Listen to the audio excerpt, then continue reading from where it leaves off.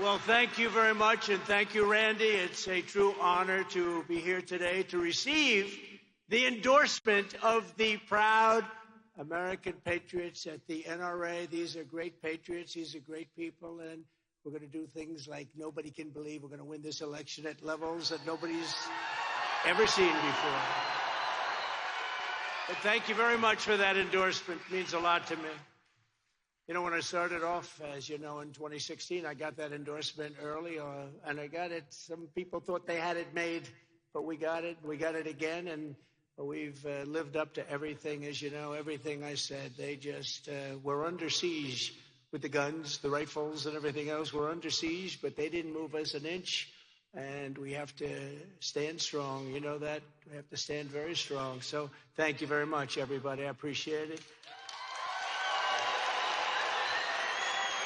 The NRA has stood with me from the very beginning, and with your vote, I will stand strong for your rights and liberties. And 4 more years in the White House, we're going to do things like nobody can believe. We're going to turn our country around. We're going to, quite simply, make America great again.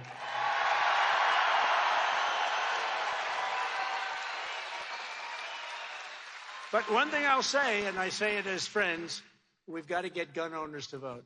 Because you know what? I don't know what it is. Perhaps it's a form of rebellion, because you're rebellious people, aren't you? But gun owners don't vote. What is that all about?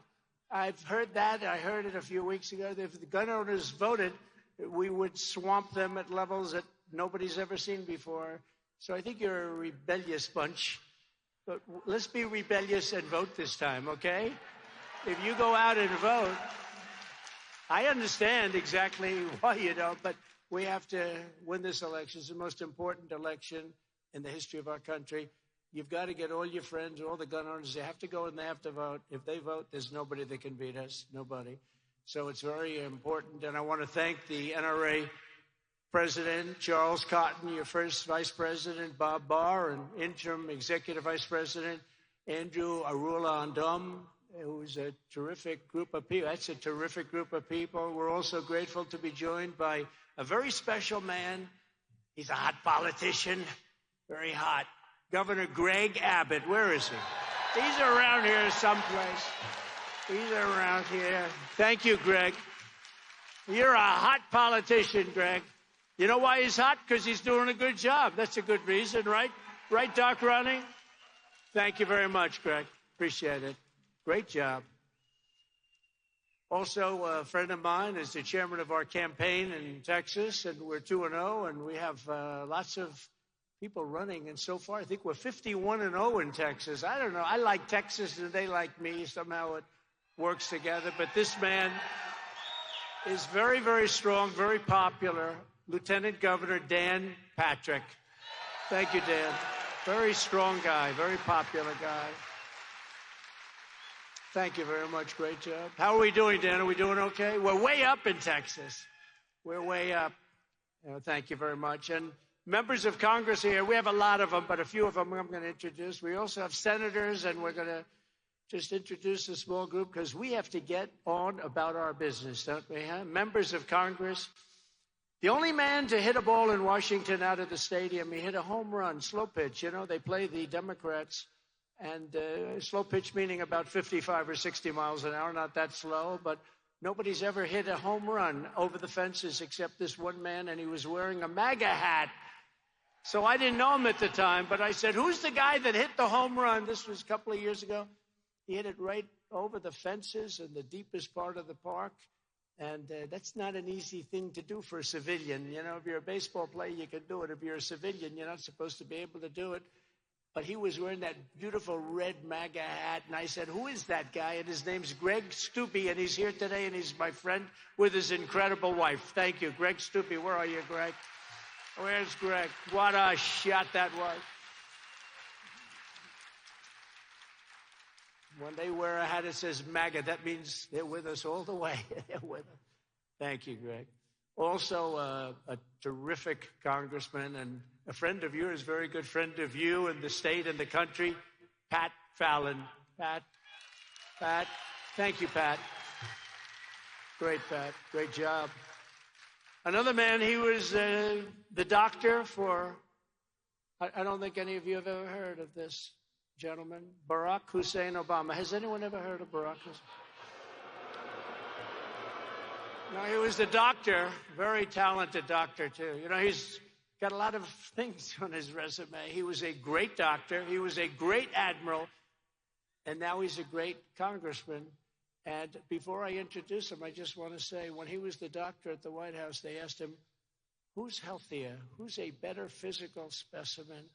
Is it Trump or is it Obama? And he said, it's not even close. It's Donald Trump, not even close. I said, I love this guy. Dr. Ronnie Jackson, your congressman, great congressman from Texas.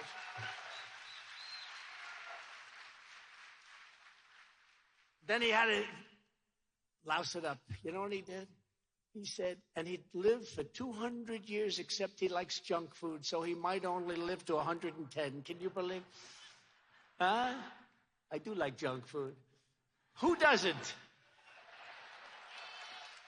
A real good friend of mine, an incredible Republican, conservative, really a person that loves our country more than anything else, happens to solidly reside in the state of Texas, the president of the America First Policy Institute. What she's done is incredible. She has taken the Policy Institute and brought it to a level that nobody thought possible, and fairly quickly, too, I would say.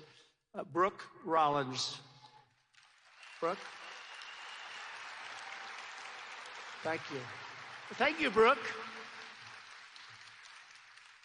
She could run any company in America, but I don't want to say that because I don't want her stolen away from me. Texas legislature candidates who have my complete and total endorsement. David Covey, Alan Schoolcraft. Where is Alan? Alan Schoolcraft, Helen Kerwin, and Brent Hagenboo. Where are you? Stand up. Oh, there they are. And David is leading very substantially an absolutely terrible Speaker of the House who didn't want to go into voter fraud. He didn't want to do it. And David, raise your hand, David, because David's leading very, very substantially against your Speaker of the House. And I see the recent polls, but still, it's about a week away. They all have my complete and total endorsement. They're phenomenal people, and they're going to do really, really well. And we appreciate you being with us. Thank you. And good luck in a week from now. Good luck. You're going to win big. You're all going to win big. We have to get your speaker out of there so that we can go into voter fraud. Because, you know, even though we win Texas, Dallas and Houston, those areas, a lot of bad things happening, right, Dan? You know, they have a lot of bad things happening, and we got to stop it before it gets out of control, and they will do that. Also, a man, you know, he was operating a piece of equipment, a big hauler, a big truck. He was a truck guy, a real truck guy, not like Biden. You know, Biden says, I drive trucks. I drive trucks. I used to drive an 18-wheeler. He doesn't know what he said. He didn't. No, he always says that. He said, I used to drive an 18-wheeler. When the truckers come in, that's what he says. When the pilots come in, I used to fly a plane. No, it's true. He's misinformation. I was going to say he's full of bullshit, but I don't want to use bad language because there are a lot of young... No, I don't want to... I don't want to do that. Well, I played golf today with a really good golfer, Tony Romo. Do you know Tony Romo? He may be a better golfer than a football player. I don't know. But we played really today. We were talking about the state. We were talking about a lot of things, and we were at a wonderful course very nearby, and we had a tremendous amount of support from the people at that club. I'll tell you, it's amazing. They love this state. They love your governor, your lieutenant governor. They love this country. It's a beautiful thing to see, really beautiful. But, you know, Biden, he said his biggest lie of all, because I'm a nice golfer, is the expression goes. We have another nice golfer here, by the way, Mr. Steve Witkoff and his son Alex. He's a nice golfer. And he's one of the most successful businessmen in the country. He flew in just to spend some time because he's a big believer in the NRA. But Biden, his biggest lie of all, he said he's a 6.2 handicap golfer. This guy couldn't break 200. I really mean it. And he actually challenged me. You know, last week we're going to have debates with him, and that was good. That's good. I think we're going to, you know, he's still looking for that white stuff that was found in the White House. He said, where is it? It never arrived. It never arrived. They can't find it. Everyone thought it was for Hunter. Maybe it wasn't for Hunter. I think it was for somebody else.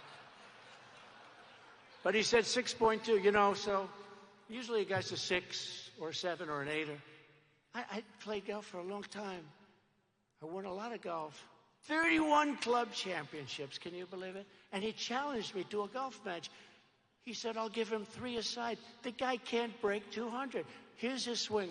I'm very good at imitating swings.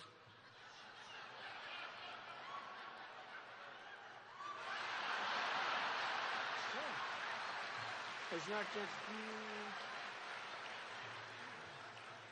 Oh, no. Well, you ask Tony Romo about that. He'll tell you about Trump. But, no, but that's his biggest lie, 6.2. He's got to be 6.2. You know why? 6.2 is like totally accurate, you know, down 0.2. I never even heard of that before. Who's a 6.2?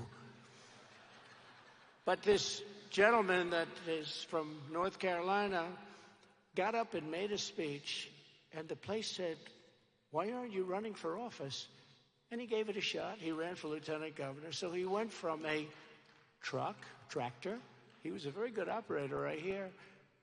It was a forklift, and a good one, a big one, and he had a great job. But he made a speech. I think he was protesting taxes or something in North Carolina, and he took the place by storm. One of the most beautiful, resonant voices you've ever heard. He stood up. I said, I think I'm going to really insult him by saying this. It's possible that I will, and I didn't want to do that.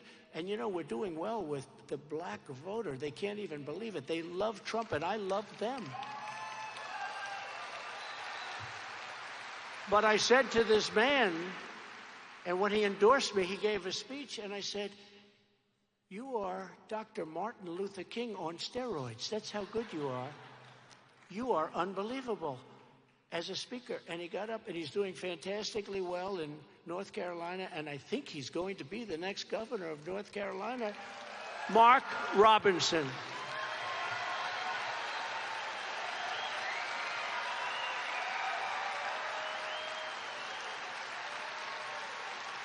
And a very popular guy. How's it going? Good? The polls are looking good, I hear, yes?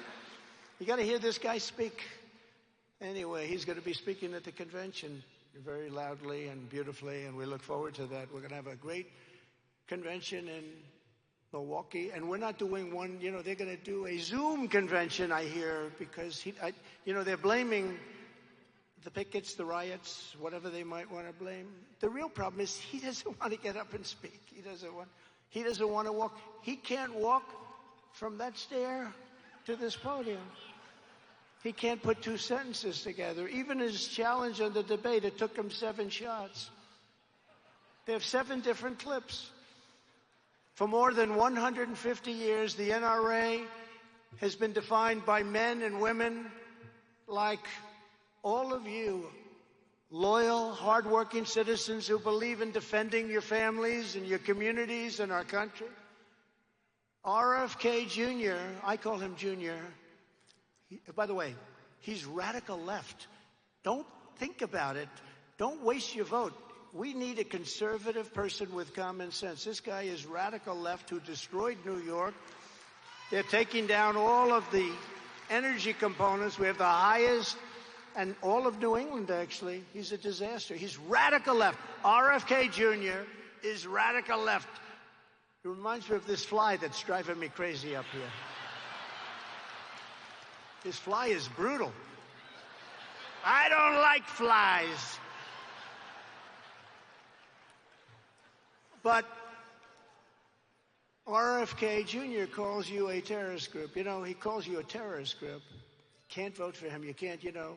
somebody said, well, they like his policy on vaccine. The other day he said, no, he'll go for the vaccine. He's got no policy on anything. He's radical left. He always has been. His family is angry at him because he's doing this. They won't talk to him because they said, where the hell did this come from? And for some reason, he's getting probably a little bit more, hurting Biden a little bit more. But we can't waste any votes. We have to make sure we win. And I'm meeting, I don't know if you read, but I'm meeting next week, very soon, with the Libertarians, because largely they have so much of what we have. You know, they're also people of common sense, generally speaking. They have a couple of things that are a little different, but we have to join with them because they get their 3% every year, no matter who's running, and we have to get that 3% because we can't take a chance on Joe Biden winning. He's the worst president in the history of our country by far. We can't have it.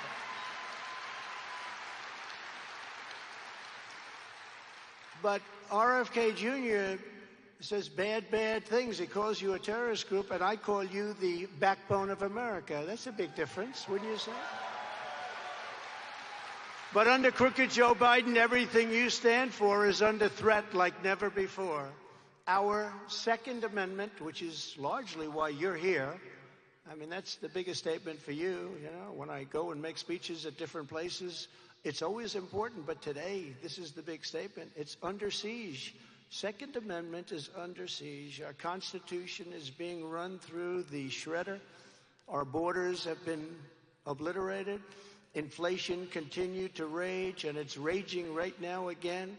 And they shouldn't lower the interest rates because they're going to have to stop it, but he's going to lower it just for purposes of trying to win an election, just like he went into the strategic reserves to try and win an election and let this stuff that's supposed to be used for war and national emergencies to try and keep the gas prices down. And now we have the lowest strategic reserves we've ever had. Our country is going to hell. Rapacious gangs and ruthless criminals are terrorizing our streets, and crooked Joe Biden's weakness has us teetering on the edge of World War III. You know, I've gotten to know the leaders of the world very well. The ones in South America that are sending all of their criminals and their prisoners and their gangs into our country intelligently. I'd do the same thing if I was there. I would do the same. I'd do it faster than them. But they're sending everybody into our country. I mean, think of it. We have these people coming into our country. We don't want them in our country. They're from prison. They're gang members. They're drug dealers. They're rapists. We have people coming into our country. No country can sustain what's happening to us. And they don't check them. They have no idea who they are. It's not just South America. It's all over the world. It's time for a president who will replace weakness with strength, turn poverty to prosperity, and vanquish Joe Biden's corrupt tyranny with a great restoration of American freedom. We have to do that.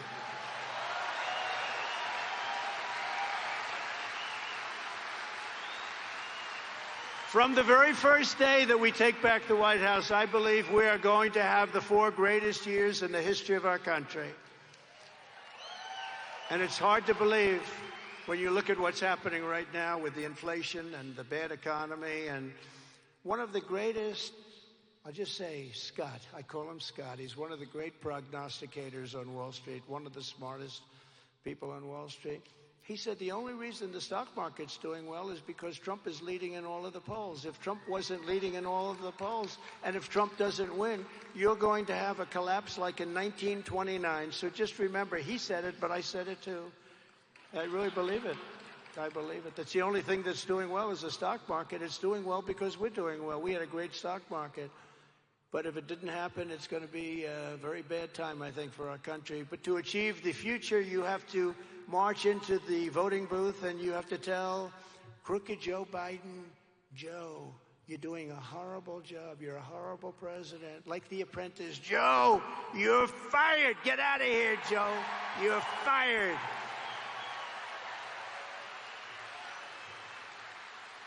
And let there be no doubt, the survival of our Second Amendment is very much on the ballot. You know what they want to do. They're going to Oh, if they get in, our country is going to be destroyed in so many ways, but the Second Amendment will be, it's under siege. But with me, they never get anywhere, and we need that Second Amendment for safety, forgetting about even going hunting and all of the things that you do. We need it for safety.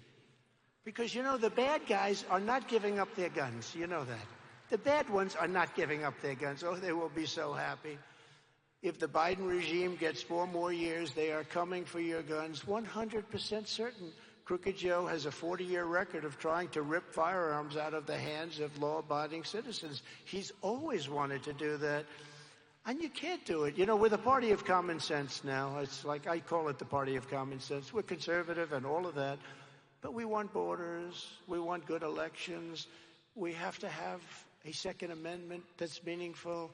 If we don't, we're going to have levels of death and destruction like this country has never seen before. We're the party of common sense. As we speak, the Biden administration is trying to crush independent firearms dealers by revoking their licenses if they make a single error, even in very unimportant paperwork.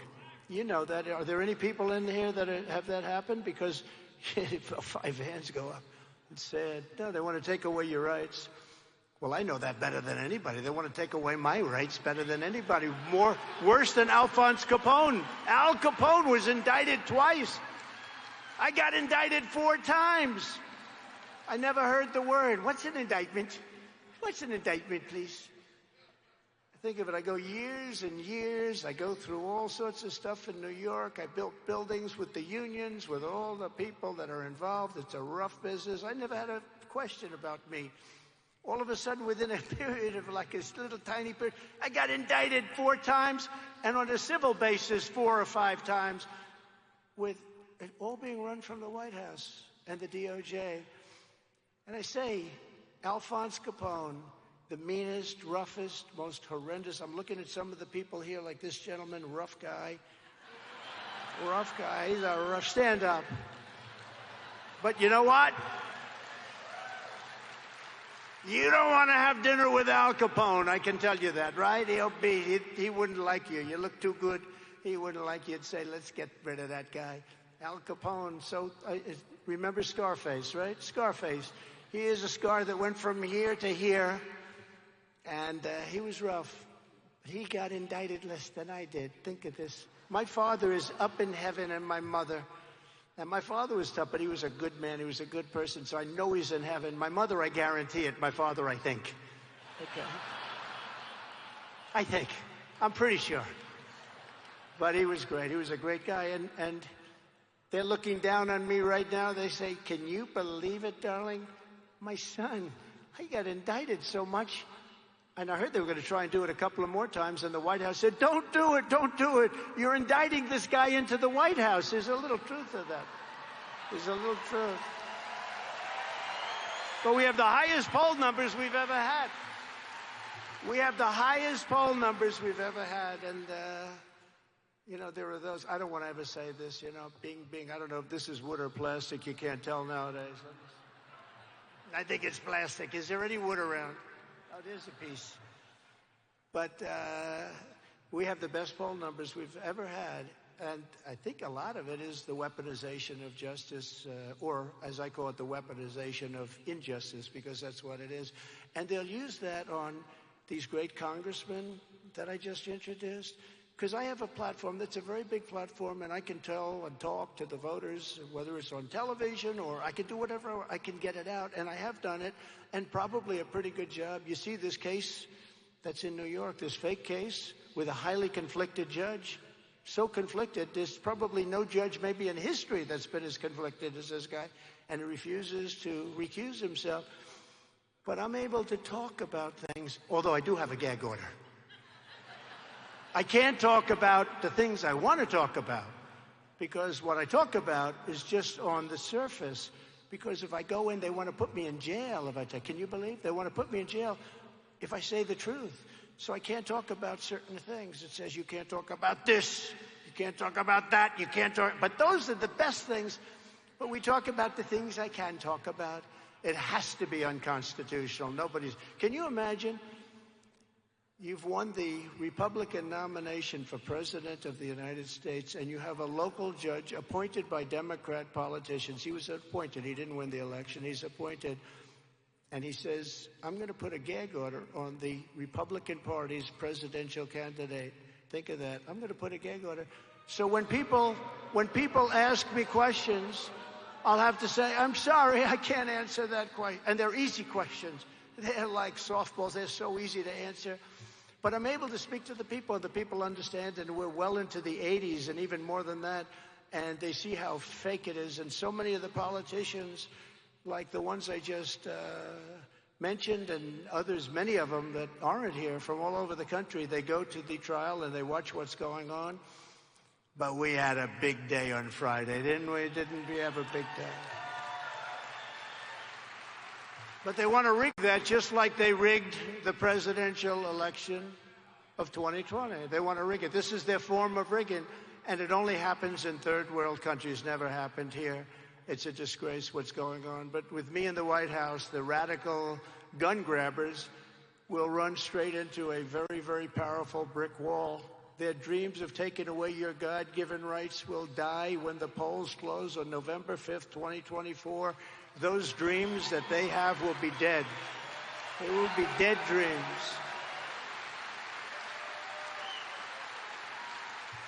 Every promise I made, every single promise I made to you as a candidate, I kept as your president. Look at all the things we did. Taxes.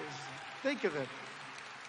Biggest tax cut in history, biggest regulation cuts in history, greatest economy in the history of our country. Larry Kudlow was on last night. He was on, I think, Sean Hannity, another great guy. We're a lot of good people out there. We have a lot of great people that get the word out. But Larry Kudlow was out, and he was comparing our economy to Biden's economy. He says, not even close. I mean, we had the greatest economy ever, and he's got an economy that is so bad with inflation, no matter what happened, you can never override. Inflation is a country buster. It has been for hundreds of years. You go back to Germany of old, it's a country buster, and it's busting our country, and it's destroying our people. Just as I pledged back in 2016, I appointed nearly 300 pro-Constitution judges to interpret the law as written. It's a record, by the way.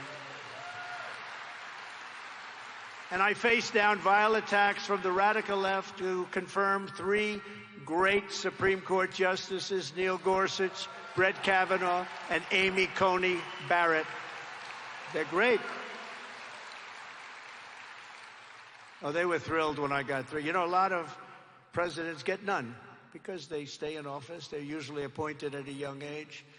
It's interesting. I have a friend in New York. He wanted to be a judge so bad. And when he great lawyer, actually. When I won, he called me. He said, wow, do you believe it? A big real estate lawyer, phenomenal talent, and 69 years old. He said, unbelievable how you did this. Can I be honest? I'd love to give up my practice. He makes a lot of money. I'd like to give up my practice, and I'd like to run. I'd like to be a judge. I'd be a great judge, and he would be a great judge. And I called my people, and I told him, don't worry about it. You're going to be a judge. Congratulations. Then I called up my people, and I said, I have a guy from New York who's an incredible lawyer. He's got the right temperament. He'd be a really great judge. Oh, good, sir. How old is he? I said, he's 69, sir. So he's going to be there for 2, 3, 4 years. We like people in their 30s, so they're there for 50 years or 40 years. We don't want, and as soon as they said that, I realized, yeah, they're exactly right. So I called up my friend. I said, you're phenomenal. We love you, but will you guarantee that you're going to be there for 25 years? Well, I can't do that. Good. Then I can't appoint you. It's sort of a shame, actually. He would have been great. But, you know, after 3, 4 years, I say, I think I want to move to Texas, and I want to retire in Texas. A lot of people are moving to Texas. Standing before you at the NRA Leadership Forum in 2019, I revoked America's signature from the globalist United Nations Armed Trade Treaty, which was one of the worst things to happen. But we revoked it. I stood up for our hunters, fishers, and sportsmen like never before. No president has ever stood up for you, the people in this room, like I did, opening up millions of acres of federal land and rolling back Barack Hussein Obama's assault on hunting, fishing, and trapping. It was an assault. He didn't want you to hunt. Why? I don't know. They usually blame the environment. It's the environment. And I stopped cold their efforts to take away your ammunition. You know, those efforts are big. The ammunition, has anyone noticed? They're going after the ammunition. When the radical left Democrats tried to use COVID to shut down gun sales during the China virus, I proudly designated gun and ammunition retailers as critical infrastructure so they couldn't touch it. They tried. Many of the gun dealers are in this room. They came up to me backstage. A couple of them I met. I said, I was so honored to be called critical. I was critical. He was critical. I've never been called critical in my life. You gave me this powerful designation. But we did that, and it really worked. Word critical was very important because that's what it is. We have to save our country. My administration also petitioned the Supreme Court to overturn New York City's unconstitutional ban on transporting handguns outside the home. They say you can't do it, and we overturned it. And in a landmark case 2 years ago, the court affirmed that the right to self-defense does not end when you step outside the front door of your house. We won it. In my second term, we will roll back every Biden attack on the Second Amendment. The attacks are fast and furious, starting the minute that Crooked Joe shuffles his way out of the White House. At noon on Inauguration Day, we will sack the anti-gun fanatic Steve Dettelbach. Have you ever heard of him? He's a disaster. And replace him with an ATF director who respects the sacred rights to keep and bear arms. And remember, every single thing I told you, I did. That's one of the big things is that when I first ran, we ran. And when I first ran, nobody, I did great in business and did a lot of success, even in show business with The Apprentice and all. But, I never did this before. And I said I was going to do certain things. Every single thing, virtually every single thing that I said we're going to give you the biggest tax cuts. I said we're going to give you the biggest regulation cuts. I said we're going to give you Space Force. We're going to rebuild our military, which we did. I said we were going to build hundreds of miles of wall, which we did. We had 200 miles of wall ready to go. And they decided, then we had the rigged election, and they decided not to put them up. And they sold that very expensive wall. It's exactly what the Border Patrol wanted. Exactly. I wanted nice, beautiful 40, 50-foot concrete plank. They didn't like that. And I did everything they wanted.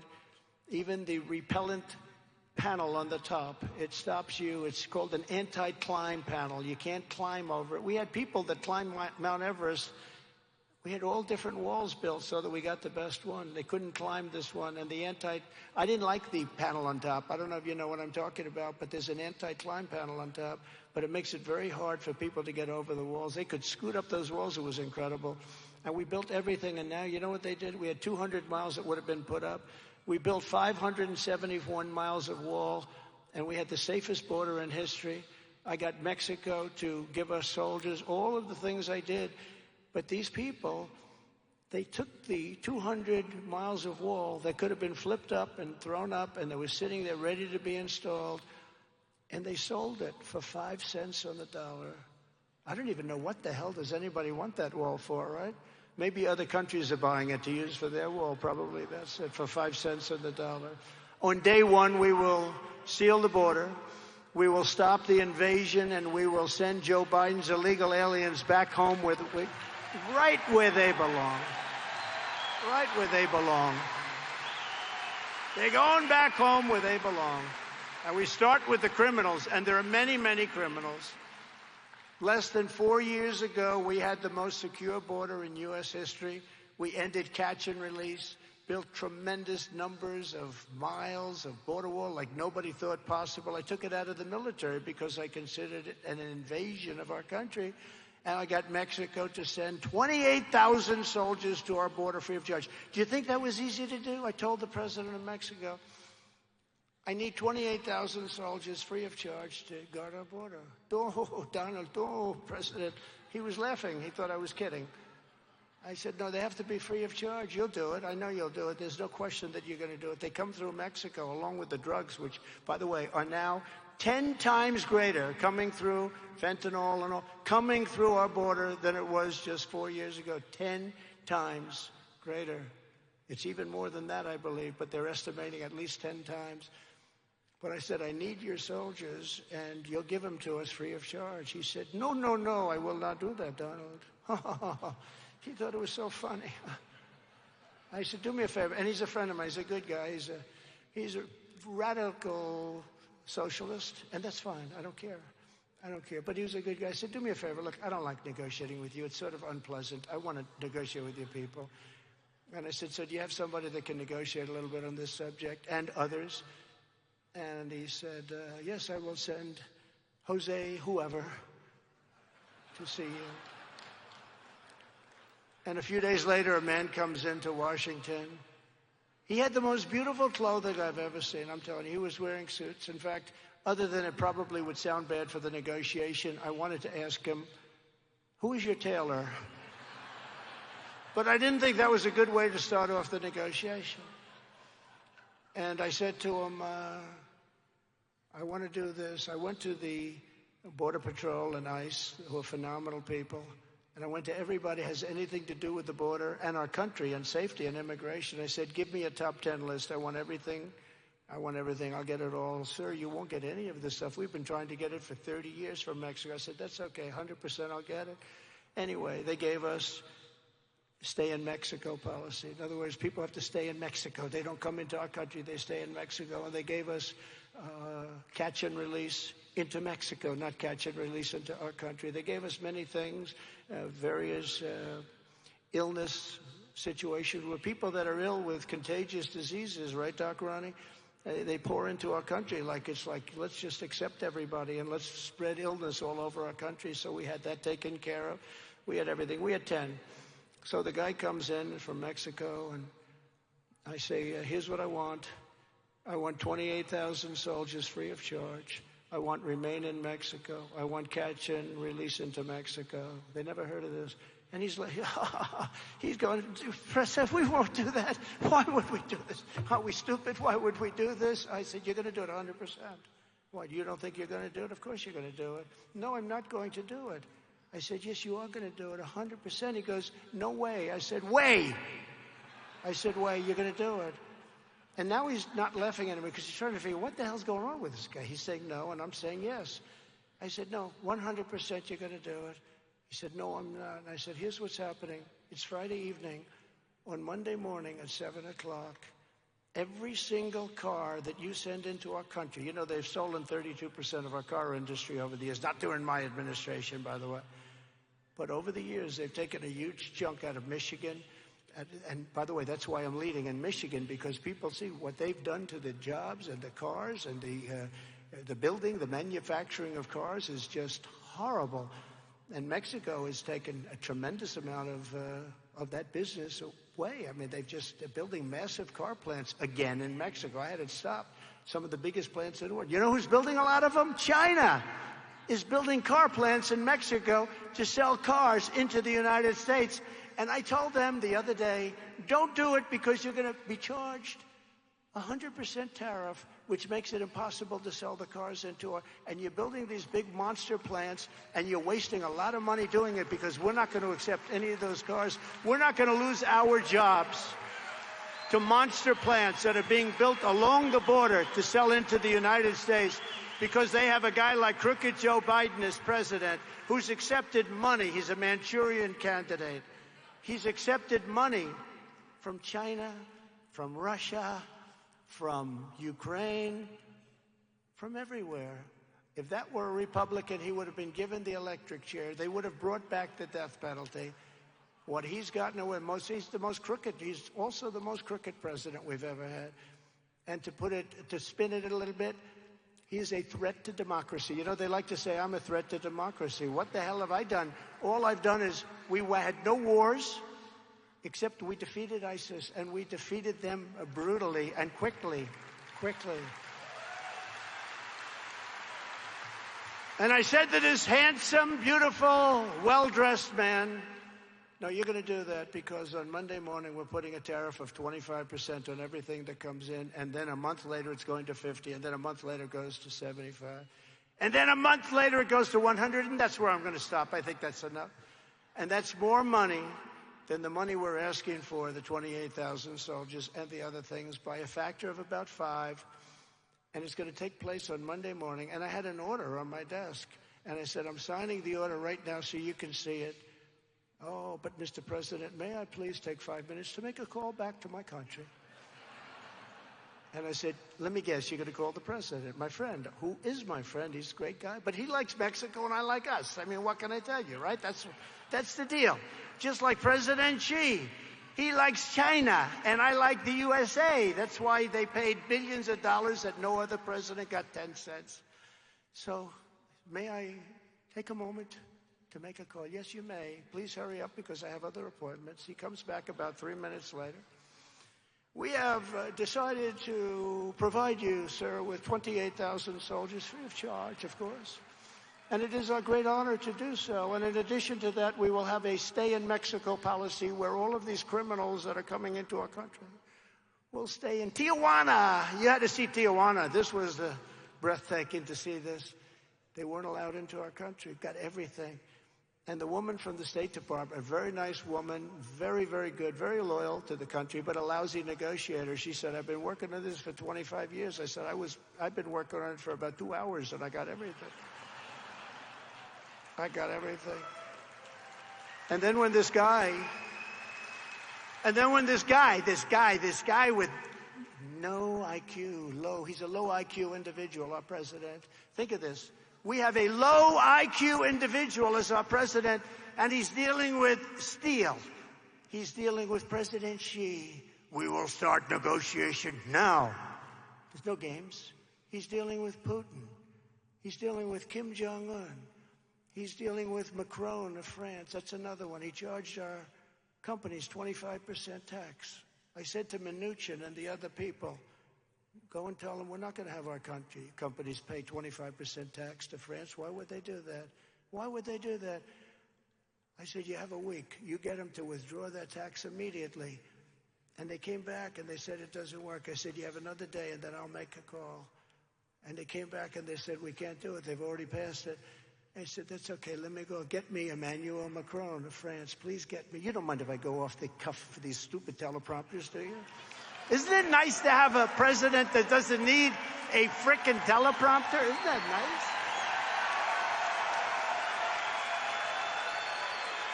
Isn't that a nice thing?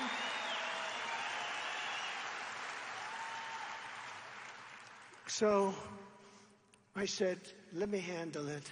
So they're going to charge American companies this massive amount of tax to do business in France. Who the hell wants to do business in France? Why should they do that? So they couldn't do it. They came and they said, sir, I'm sorry, sir, it's too late. I said, it's not too late. It's never too late. They're ripping off our country, and it's an embarrassment to our country. It's not too late. I said, get me Macron of France right away. I want right away. And Emmanuel Macron, he's the leader of France, and he's a nice man, but he loves France. They all love their countries or feel an obligation to their country. But they love their country. But I love this country more than I love just about anything, right? I mean, I love my family, too. You know, I always have to preface that because the fake news back there would say he doesn't love his family. So I always have to preface it. I love my family so much, and I love my country so much. I love things, but I love our country, and I feel an obligation. So I say, I'll do it. Get me Macron. So Macron, leader of France, gets on the phone. Emmanuel, how are you? His name is Emmanuel. Beautiful, beautiful name, especially when it's spoken in French. Emmanuel. Emmanuel, how are you? Oh, Donald, I am so good. Oh, thank you so much. Thank you for asking. How's your wife? His wife is lovely, by the way. And I say, how's your wife? My wife is so good. Thank you so much for asking.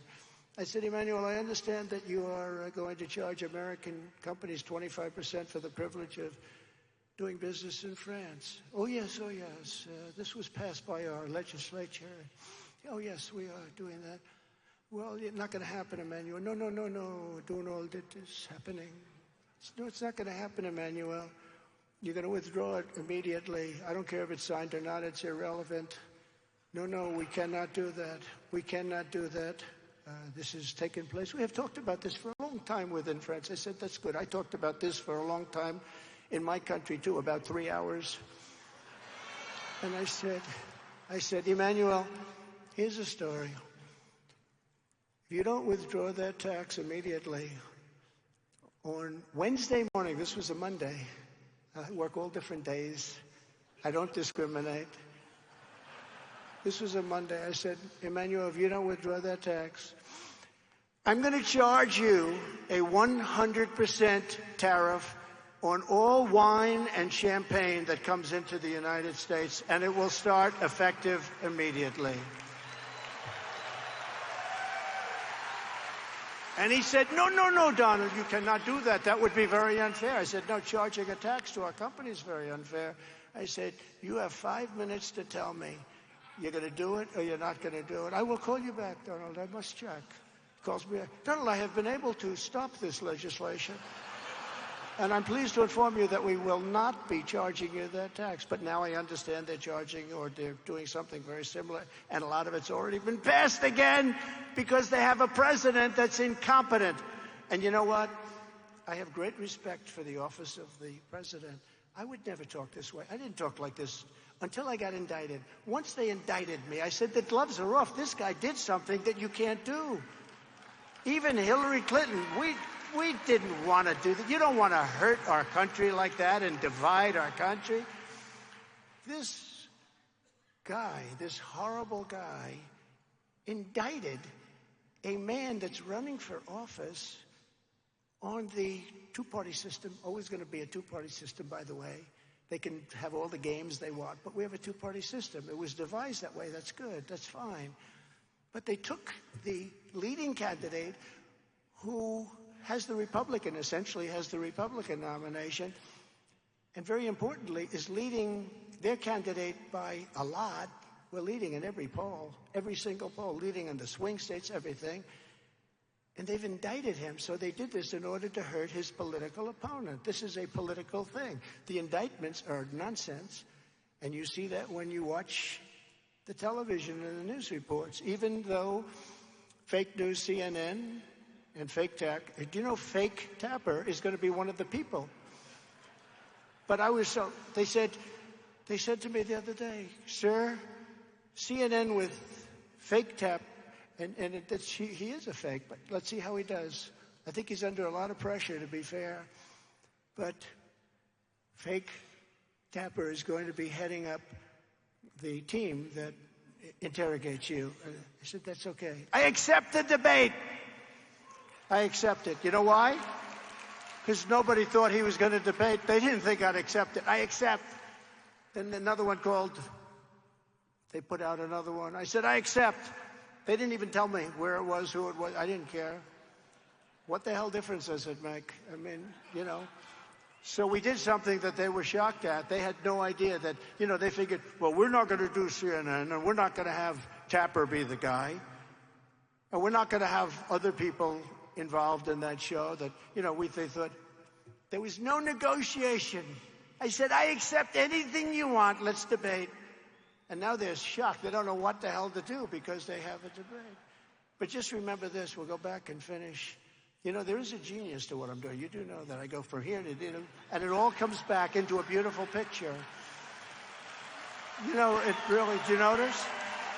It all comes back into a beautiful picture, great memory. It's a beautiful thing. But remember what they're going to do. If this horrible,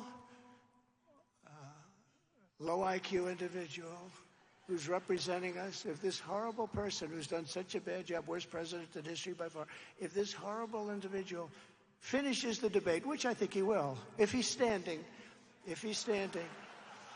they'll say it was a brilliant performance. It was a brilliant performance. They've never seen anything like it. Very much reminiscent of the days of FDR. You know, FDR was had a beautiful patrician voice, magnificent voice, great debater, very smart man. You know, FDR, 16 years, almost 16 years. He was 4-term. I don't know. Are we going to be considered 3-term or 2-term? You tell me. Ronnie, what do you think? Are we 3-term or 2-term if we win? But think of it. They're going to say, wonderful. Now, he did that State of the Union the other day. He was high as a kite. So I think we should call for drug tests on the debate. Yeah? We're going to call for drug tests. We're going to call for drug tests. So anyway, so Macron calls. See what I mean? Look, I started. Even I say to myself, you're a frickin' genius. Hey, look, I had an uncle, my father's brother, who's the longest-serving president. He's the longest-serving professor in the history of MIT. He graduated. He was a phenomenal student, a real genius, really brilliant guy. And, you know, I believe in the racehorse theory. Fast horses produce fast horses. He went to MIT, graduated. They said, we'd love to have you be a professor. He was there for, I think, 41 years. He's the longest-serving professor in the history of MIT. It's nice to know. Do you think Biden has that in his family? I don't think so. I don't think so. I may be wrong. Let's check. Let's check. So Macron calls me back. See, this is the final of the stories. Macron calls me back,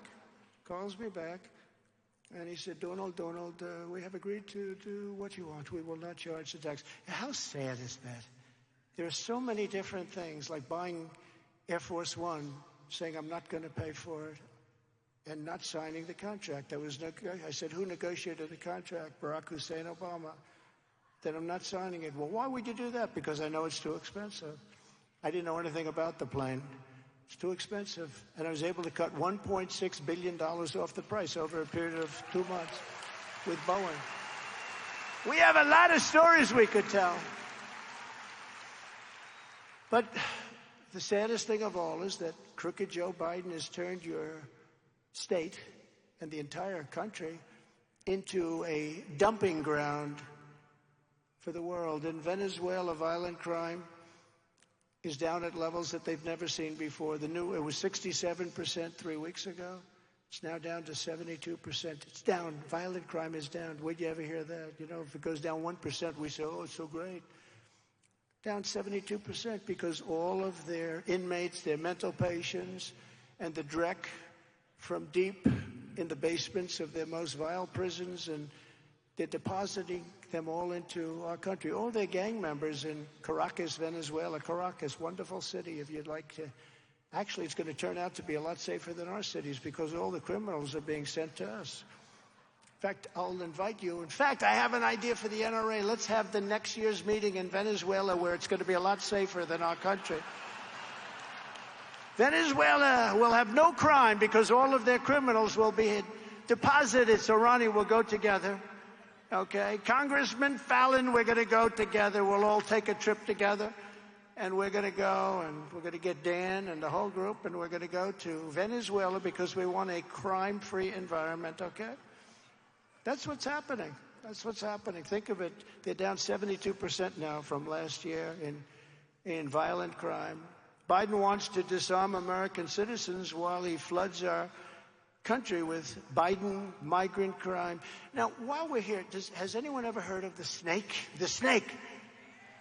Should I do it now or not? Should I? I mean, look, let's face it. It's a Saturday afternoon. We have nothing to do. It's like a time, it's sort of like a Death Valley time. You know, in television terms, they call it Death Valley. When you're on Saturday afternoon, they say you got Death Valley. So let's do this. It's better, right? Is this better than going home and turning on television and falling asleep, being bored? Do it? Yes, yes, yes. So this is sort of a metaphor, and it has to do with immigration, and it has to do with the people coming into our country that are wrong. You can't let criminals into our country and expect good things to happen. It's the snake. It was an old rock and roll song, not having anything to do with what we're talking about, and we made certain changes. And it's pretty good, and I think it describes it, and people like it, and they like it a lot. although they're very sad when they hear it because it's what's happening. On her way to work one morning, down the path along the lake, a tender-hearted woman saw a poor, half-frozen snake. His pretty colored skin had been all frosted with the dew. "Poor thing," she cried, "I'll take you in and I'll take care of you. Take me in, O tender woman, take me in for heaven's sake. Take me in, O tender woman," sighed the vicious snake. She wrapped him up all cozy in a comforter of silk and laid him by her fireside with some honey and some milk. She hurried home from work that night, and soon as she arrived, she found the pretty snake she'd taken in had been revived. "Take me in, O tender woman, take me in for heaven's sake. Take me in, O tender woman," sighed that vicious snake. She clutched him to her bosom. "You're so beautiful," she cried, "but if I hadn't brought you in by now, you truly would have died." She stroked his pretty skin again and kissed and held him tight. But instead of saying, "Thank you, ma'am," the snake gave her a vicious bite. "Take me in, O tender woman, take me in for heaven's sake. Take me in, O tender woman," sighed the vicious snake. "I saved you," cried the woman, "and you've bitten me. But why? You know your bite is poisonous, and now I'm going to die." "Shut up, silly woman," said the reptile with a grin. "You knew damn well I was a snake before you took me in." Right? That's what we're doing. That's what we're doing. That's what we're doing. We're allowing terrorists into our country. We're allowing prisoners and people from mental institutions and insane asylums into our country. And nothing good is going to happen. It's actually a very accurate portrayal of what we're waiting for. We're 100% going to be in big, big trouble. And they're building in numbers that you've never seen before. Even large numbers of Chinese warriors are flowing into our country. They're all aged from 19 to 25. And almost every one of them is a man. What's that all about? 29,000 over the last month and a half. 29,000 people from China. All men, strong as hell. I looked at them the other day on television. I looked at them. I said, wow, they're pretty strong. What are they doing? Building a little army in our backyard?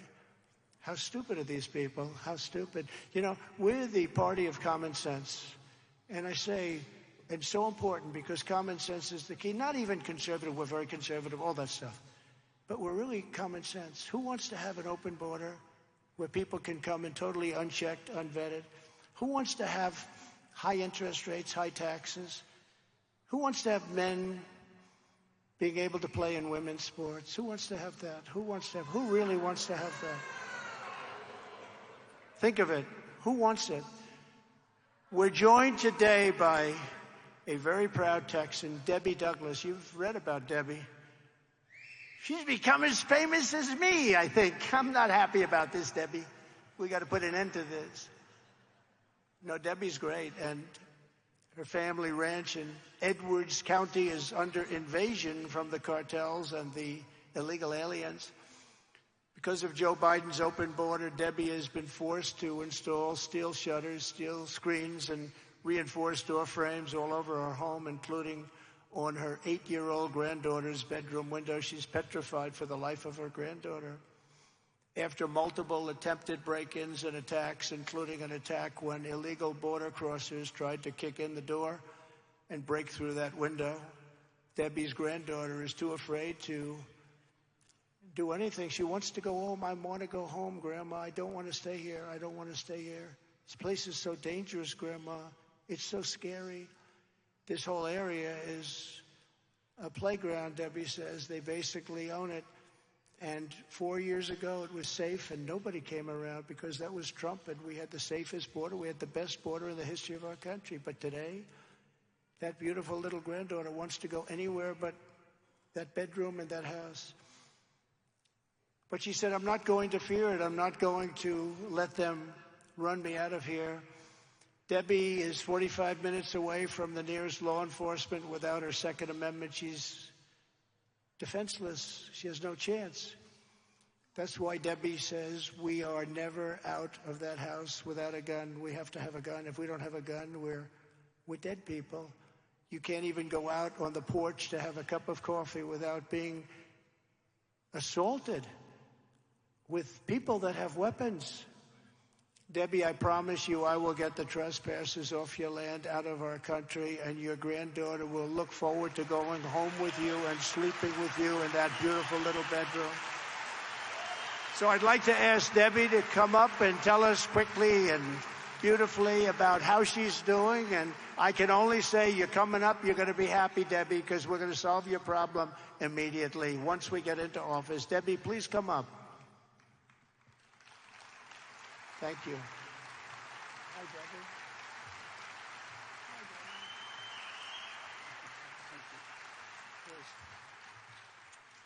Hi.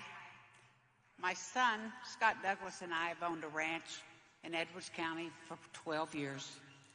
And sorry to say that over the last 4, since we've had open borders, it's not safe. Used to, we could go out on the property, enjoy the sights. Now, when we drive around, one of us driving, the other one's looking under cedar bushes for legs and movement. We can't even go out on the property around the house without being armed. We can't go out and sit on the porch and drink a cup of coffee without having a gun on us. My granddaughter can't go out and play without having adult supervision, which she used to could. You know, something's got to be done. If we're out on the property, you're always looking over your shoulder to make sure an illegal isn't coming up on you. When you're approaching the gate, one person is sitting in the car with a gun while the other one is unlocking the gate. In my opinion, there's only one man that can change this. There's only one man that can protect our rights as gun owners. There's only one man that can save this country. And there's only one man that can close our borders, and that is President Trump. Thank you.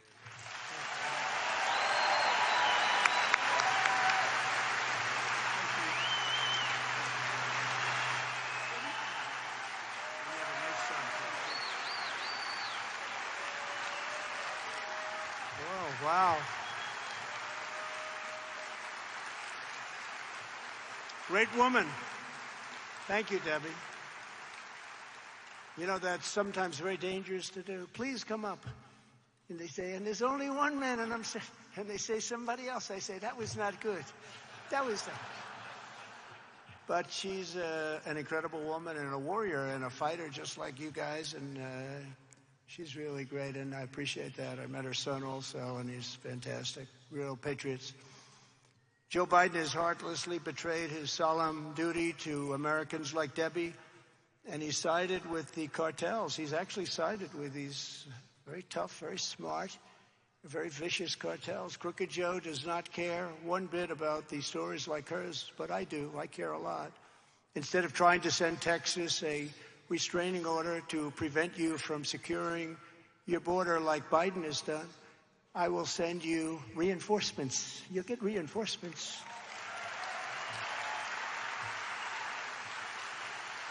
You're going to get reinforcements. On day one, we will begin the largest deportation effort in the history of our country.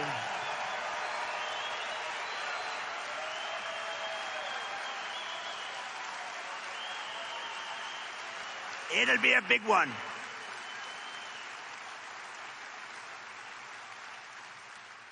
It'll be a big one, and it'll be something Not that we want to do it. We don't want to do it. We have a big heart, a beautiful heart. But you have to come into our country legally. We're going to change it. We're going to have to come into our country. Isn't it unfair when people are applying to come into our country for 12 years, 14 years, and all of a sudden millions of people? I believe the real number is 16, 17, 18 million people.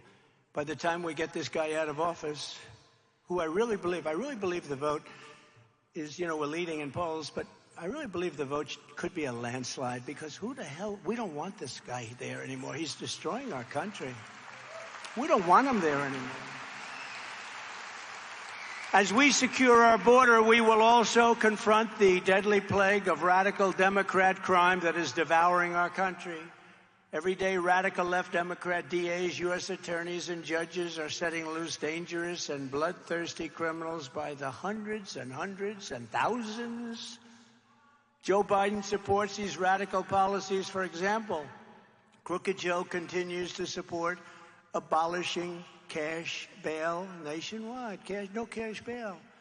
As president, I will stand up to the Marxist DAs and Soros prosecutors, as I have been, by the way, very much over the last couple of years.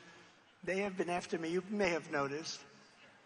And we will give our police back their power and their respect. I am going to indemnify all police officers and law enforcement officials throughout the United States to protect them from being destroyed by the radical left lunatics who are angry that they're taking strong action on crime.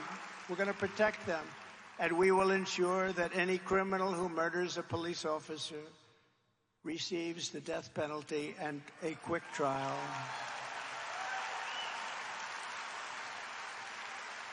And it's no wonder Joe Biden and his thugs are so desperate to stop us. They know that we are the only ones who can stop them. All of the persecution you're witnessing is only happening because I am running for president and leading in the polls.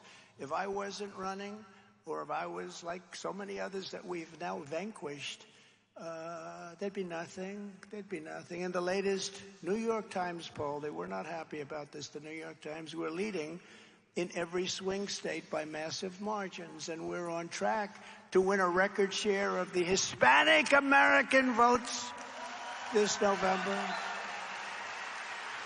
And likewise, we're doing record numbers with the African American voters. They are tired of what's happening to them. And honestly, there's been no president since Abraham Lincoln, and perhaps in a certain way, including Abraham Lincoln, but there's been no president since Abraham Lincoln that has done more for the black individual in this country than President Donald J. Trump. There's been nobody, not even close. Colleges and universities, criminal justice reform, opportunity zones. Tim Scott did a great job with the opportunity zones, Tim Scott of South Carolina. And we've done more for African Americans than any other president since Lincoln. Let's give Lincoln his due, okay? But that's the way it is. The Democrats are all talk, no action. I was little talk and total action. The radical left Democrats rigged the presidential election in 2020, and we're not going to allow them to rig the presidential election in 2024. Every time the radical left Democrats, Marxists, communists, and fascists indict me, I consider it a great badge of honor. I'm being indicted for you, and never forget, our enemies want to take away my freedom because I will never let them take away your freedom. They want to silence me because I will never let them silence you. And in the end, they're not after me, they're after you. I just happen to be standing in their way.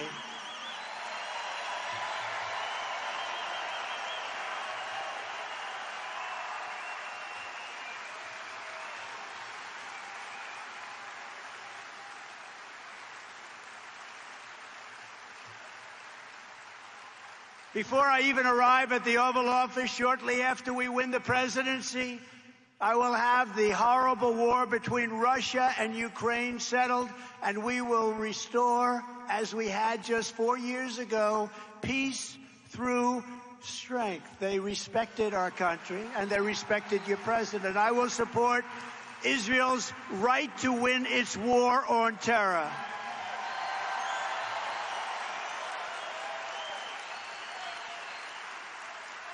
On day one, I will cancel Joe Biden's absolutely insane electric vehicle mandate.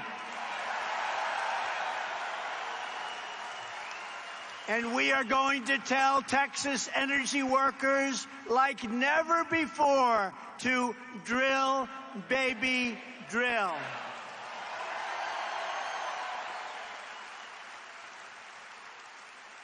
And as a group, and this is a big group and a beautiful group, and you go right into the deep corners of this big room, but I appreciate it. I really appreciate it. But we're in this together. We got to save our country. And I think while we're here, we have to talk about the question of abortion. It's a very big issue, as you know, in our country, because we have to do the right thing, and we also have to get elected. We have a combination. We have to do the right thing, but we have to get elected. We've gotten abortion out of the federal government. You know, for years and years, that's what they wanted. Everybody said, we have to take it away, legal scholars. And we got it back to the states, the way that all of these scholars and experts in law always wanted it and always said it should be. This was the big question. We have to take it out. That's why they hated Roe v. Wade, because it was a federal issue. It wasn't a state issue. They wanted to bring it back to the states and to the people. And it's now up to the will of the people in each state. It's something that nobody can believe we're able to get done. And it's happening, and it's happening rapidly. It's moving along very rapidly. You saw that Nevada just changed their law, and it's going to go to a vote. You saw that Ohio, and in all fairness, they came out on the much more liberal side, if we can use that term. Kansas, likewise, great states, both great states, came out much more liberal in terms of this issue than some people would have thought. But the vote is the vote, and it's the will of the people. Some states will be more conservative and others will be more liberal. But the people will decide, and that's the way it should be, and that's the way people have wanted it to be for many, many decades. If the radical Democrat extremists get their way, they will have a federal law for abortion in the 7th, 8th, 9th month, and even executing a baby after birth. If you look at, and you know exactly what I'm talking about, if you look at the former governor of Virginia, he said, yes, we'll have the patient, the woman brought in the 9th month, and if the baby is born, we will sit down and we will talk to the woman and we'll decide whether or not she wants to dispose of the baby. This is a Democrat, radical Democrat. They want abortion, and they fully allow, and in some cases they have a mandate, they allow abortions in the 7th, 8th, 9th month, and even after birth. And you can't have that. So the fact is, they're the radical ones on this issue, not you. They're the radical ones, but every voter has to go with your heart and do what's right. But we also have to remember that politicians, to do many other things, have to get elected. And I want to thank the 6 Supreme Court justices, Clarence Thomas, Samuel Alito, John Roberts, Brett Kavanaugh, Neil Gorsuch, and Amy Coney Barrett for the wisdom and courage they showed on this long-term, very contentious issue. They did what's been wanted for many, many years. Getting it back to the states puts the question where it belongs, with the vote of the people, and over time it will all work out. It is already working out at a rapid rate, and our country can finally come together on this very contentious topic. And I think it's something we have to talk about, because you just have to talk about it. In my opinion, Republicans have not been talking about it intelligently. They haven't been talking about it with knowledge, or they were just wedded to something. But remember, speak from your heart, but you also have to get elected. Again, that's common sense, because we have many things to do, very big issues. Like this issue is a big issue, very big issues. So we did something that nobody thought could be done. And, you know, if you go back 10 years, 12 years, the only issue with Roe v. Wade was getting it back to the states where it belongs. And then with time, it gets to be a very complex. No, the people are deciding, and they're deciding at a rapid pace. And some will be happy, some won't be happy. But that's true of almost everything that's contentious. But it's been an amazing thing, and people are working very hard to try and get their points across, and they're dealing with their states, and a lot of things are working out very, very well. So it's a very important thing, and I just hope that the Republicans learn how to speak about it properly and with intelligence and with heart. We're going to rebuild our cities into beacons of hope, safety, and beauty better than they have ever been before. We will take over the horribly run capital of our nation, Washington, D.C. It's like a murder capital of the world, and clean up, renovate, and rebuild our wonderful capital so that it no longer is a nightmare of murder and crime, but rather it will become the most beautiful capital anywhere in the world. We're going to renovate and rebuild, and we're going to take the graffiti out. I was there recently on a court case, of course, court case. I get so many court cases. I'm going to end up being Clarence Darrow. I'm going to end up being one of the greatest of all time. I'm becoming a great expert at the law. And I'm driving into a federal courthouse, and the graffiti all over the place is unbelievable. It's staggering. The roads are full of potholes. The medians in the middle, you know, the guardrails are all broken and laying, some of them literally laying in the street. The garbage is piled up and disgusting. Cans are laying there for many months. You know, you look at a can. I know how long it's been there. Some of them have been there for, I would say, more than a year. It's filthy dirty. We're going to make our capital strong again. We're going to run our capital. We're going to take our capital over by the federal government. It's going to run properly, not the way it's run right now. It's a murder capital. People are being murdered every single week. Murdered. They leave the great state of Texas to go see our capital. They want to see our monuments, which some want ripped down. Remember when I passed a law when they were starting to get a little bit crazy in Washington? And I passed a law that anybody that touches a monument goes to jail for 10 years, not 6 years or 9 years or 9.5, 10 years, mandatory. And everybody left. It was amazing. It was a beautiful thing to watch. Everybody just left.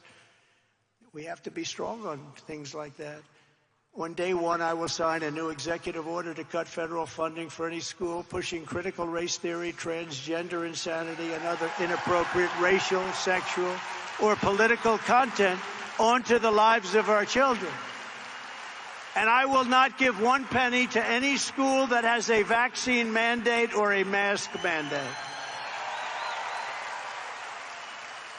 And also, on day one, I will keep men out of women's sports.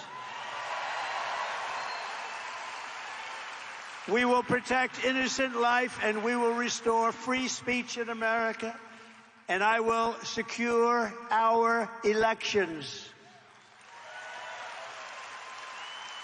And by the way, our goal on election will be one-day voting with paper ballots, proof of citizenship, and voter ID. It's very simple.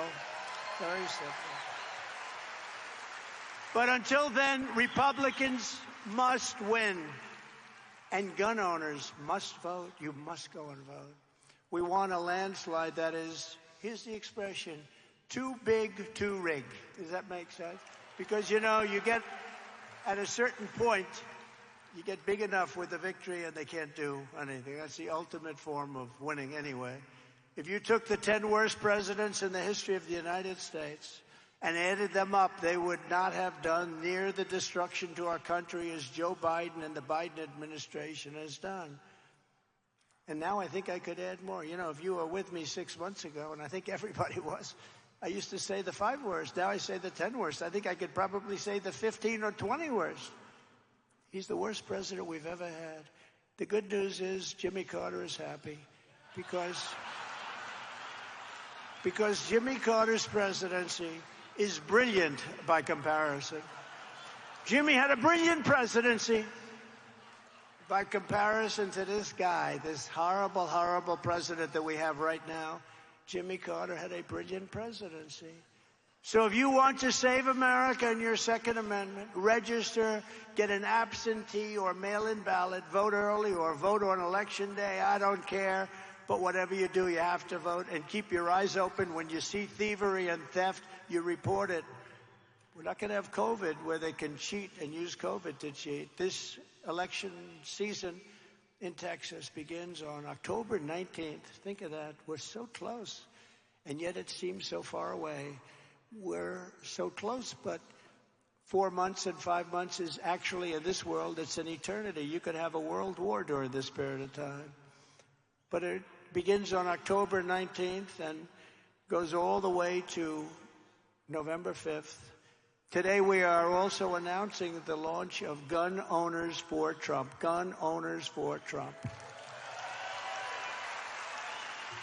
And this is to get out the vote. Sign up at gunowners.donaldjtrump.com. Get out there and do it. We have to get the votes. And remember, what I told you is so true. The gun owners don't vote. It's so crazy. They should be, I would think that they would vote more than any other group of people.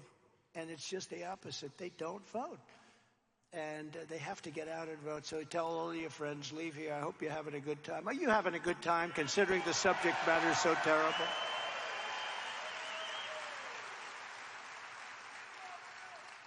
So this is going to be, again, the most important election in the history of our country. I used to say it on 2016. But that was peanuts by comparison. I ran on the border in 2016, but that border was like fantastic compared to the border we have now. I solved the border problem, so much so that I couldn't use it in the 2020 speeches. I kept saying to my people, can I talk about the border, please?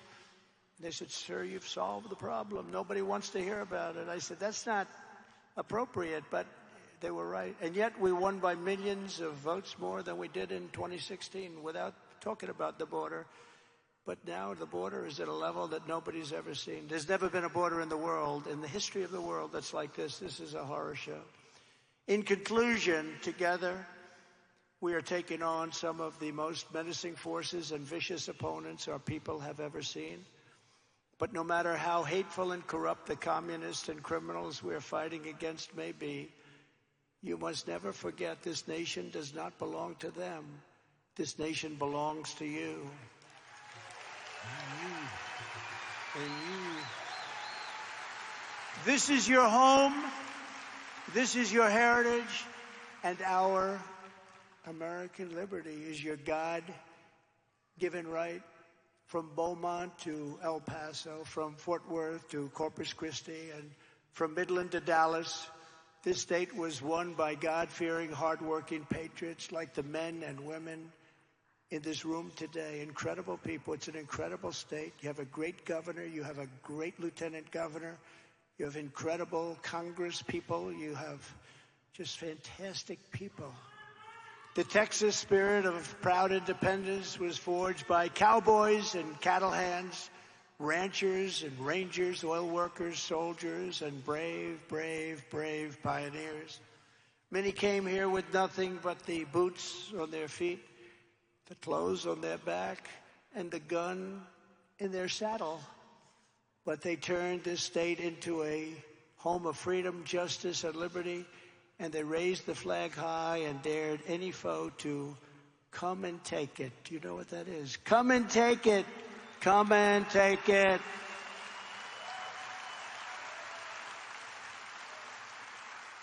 Together they helped make America into the single greatest nation in the history of the world.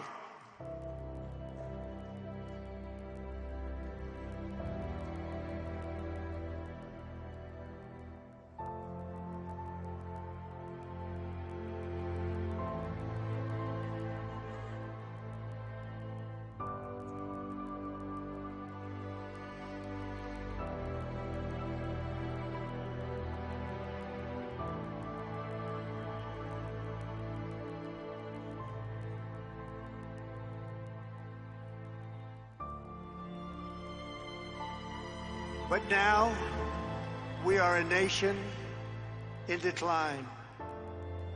We are a failing nation. We are a nation that has the highest inflation in 58 years, where banks are collapsing and interest rates are skyrocketing. Likewise, we are a nation where energy costs have reached the highest levels in our history. We are no longer energy independent or energy dominant, as we were just a few short years ago. We are a nation that is begging Venezuela and others for oil. Please, please, please help us, Joe Biden says. Yet we have more liquid gold under our feet than any other country anywhere in the world.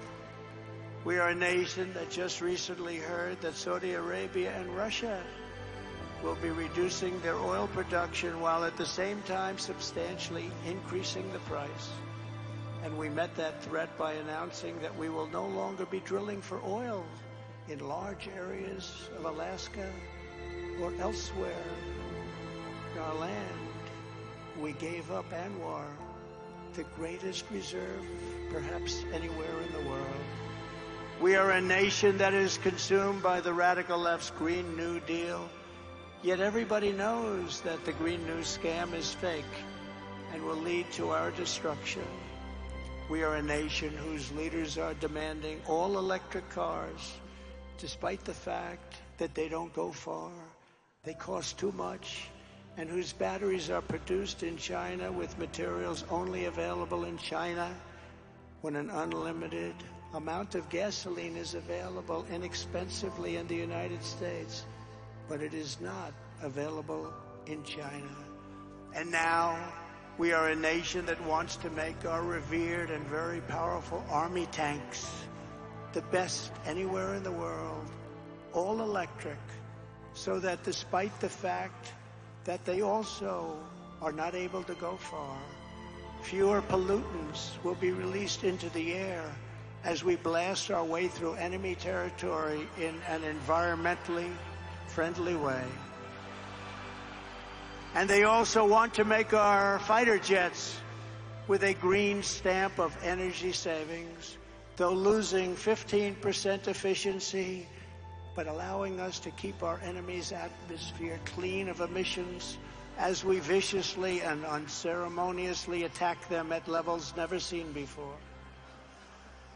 Where and who are these people that would do this to our country?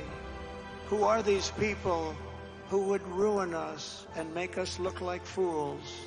We are a nation that ended oil exploration and production in the U.S. just as the price of oil reached an all-time high. What other country would do such a stupid thing and so self-destructive yet? Can we be energy independent and even energy dominant again? Yes, oh yes, and quickly, says President Trump. Yes, oh yes, and quickly. We are a nation that surrendered in Afghanistan, leaving dead soldiers, American citizens, and $85 billion worth of the finest military equipment in the world behind, and also abandoning Bagram, one of the biggest military bases anywhere in the world, and only 1 hour away from where China makes its nuclear weapons. And we are a nation that allowed Russia and Ukraine to fight, killing hundreds of thousands of people, and it will only get worse. It would never have happened with me as your president, and for 4 straight years, it didn't happen.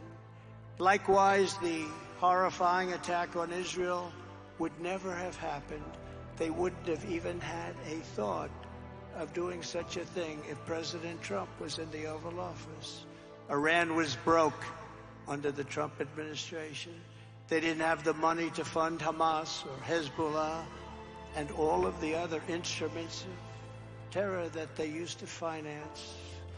But those sanctions were lifted by a corrupt Biden administration, and now Iran is a rich country with $200 billion and another $6 billion for hostages and $10 billion for electricity to Iraq, all compliments of the incompetent Biden administration.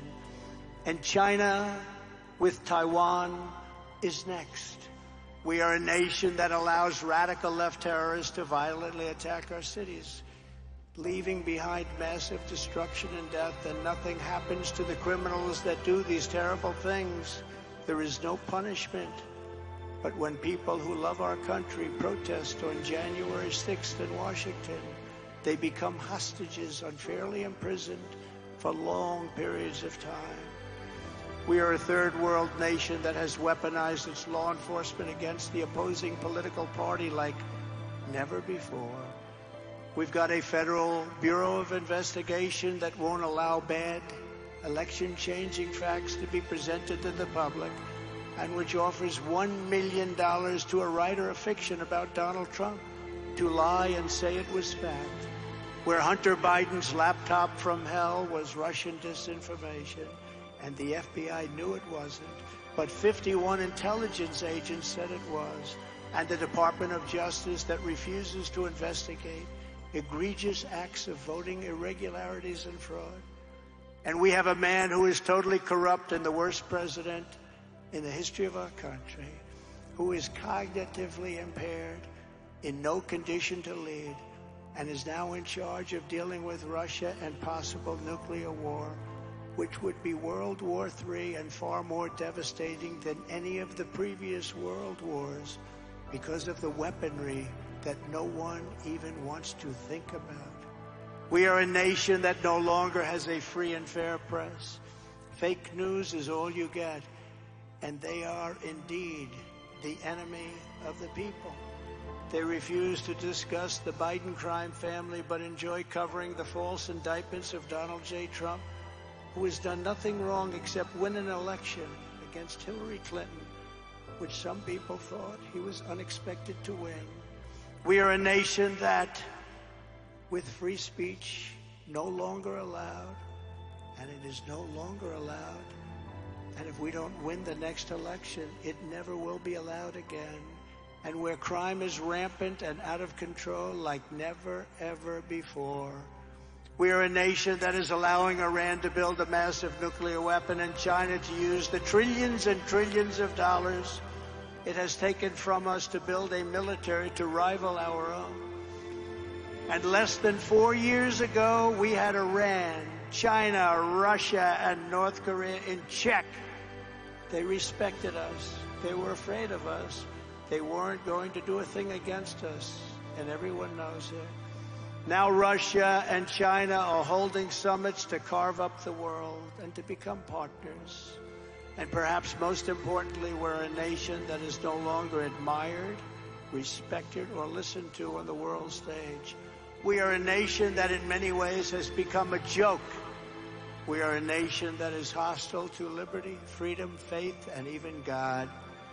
We are a nation whose economy is collapsing into a cesspool of ruin, whose supply chain is broken, whose stores are not stocked, whose deliveries are not coming, and whose educational system is ranked at the bottom of every single list. We are a nation that just sold a once great company, United States Steel, to Japan. We are a nation whose stock market's continued success is contingent on MAGA winning the next election. We are a nation where large packs of sadistic criminals and thieves are allowed to go into stores and openly rob them, beat up and kill their workers and customers, and leave with armloads of goods but with no retribution. Where the authority of our great police has been taken, where their families and pensions have been threatened, and their lives would be destroyed for the mere mention of the words law enforcement. We are a nation where fentanyl and all other forms of illegal drugs are easier to get than groceries to feed our beautiful families. We have become a drug-infested, crime-ridden nation which is incapable of solving even the simplest of problems. We will institute the powerful death penalty for drug dealers, where each dealer is responsible for the death during their lives of at least 500 people or more. Mothers will never again be forced to watch their children overdosing and hopelessly dying in their arms, screaming, "What can I do? What can I do?" We are a nation whose once revered airports are dirty, crowded mess. You sit and wait for hours and then are notified that the plane won't leave, and they have no idea when they will. Where the ticket prices have tripled, they don't have the pilots to fly the planes, they don't seek the qualified air traffic controllers. and they just don't know what the hell they're doing. We are a nation that screens its citizens viciously at all ports. But if you're an illegal alien, you're allowed to flow through the border by the millions and millions and millions.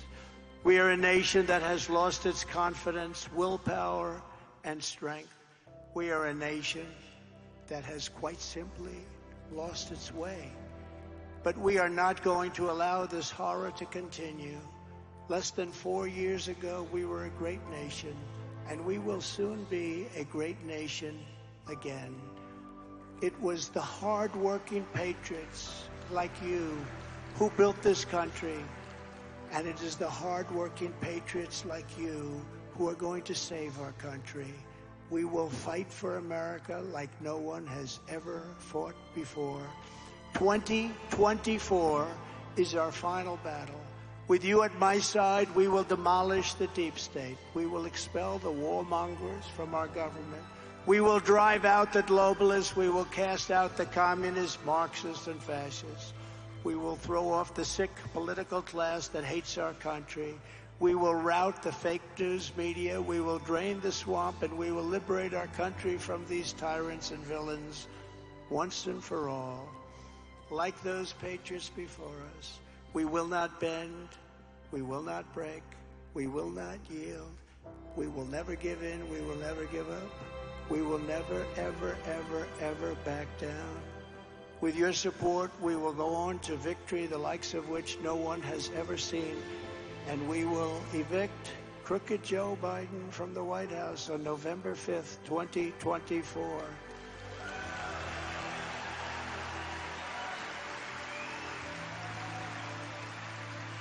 The great silent majority is rising like never before, and under our leadership, the forgotten man and woman will be forgotten no longer. We are one movement, one people, one family, and one glorious nation under God. And together, we will make America powerful again. We will make America wealthy again. We will make America strong again. We will make America proud again.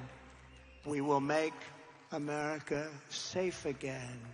We will make America free again. And we will make America great again. Thank you very much to the NRA, and thank you, Texas. Thank you very much. God bless you all. God bless you all. Thank you. Thank you.